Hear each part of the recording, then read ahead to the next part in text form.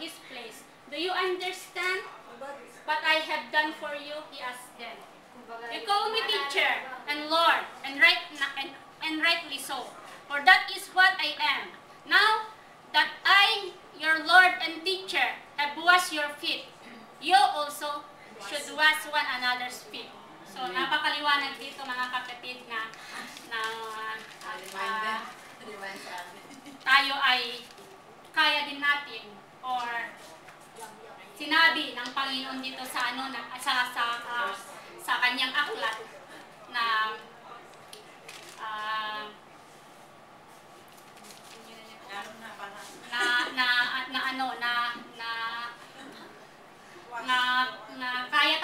kaya din natin na hugasan ang mga paa ng ating mga kasama.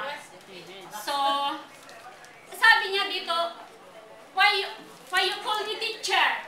Sabi niya dito. So, ito ang magiging example natin sa Panginoon Yesus sa ating kasi sabi ni Pastor ay mamaya ay gagawin din natin. So, ang example natin ay ang Panginoon at bilang mga servant niya, mga messenger niya. So, we need to wash its feet. Kanya ay bawat isa sa atin na maghugasan ng ating mga paa.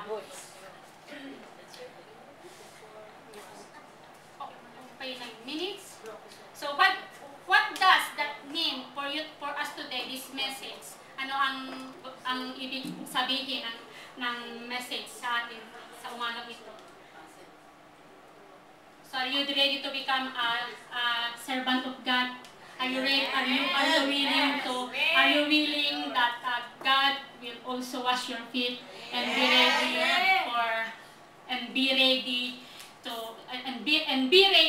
that if God may send you to another place, or even here in Hong Kong, if Jesus will send us to another place in Hong Kong, are you ready? Are you willing to say, yes, Lord? Here I am, like Isaiah.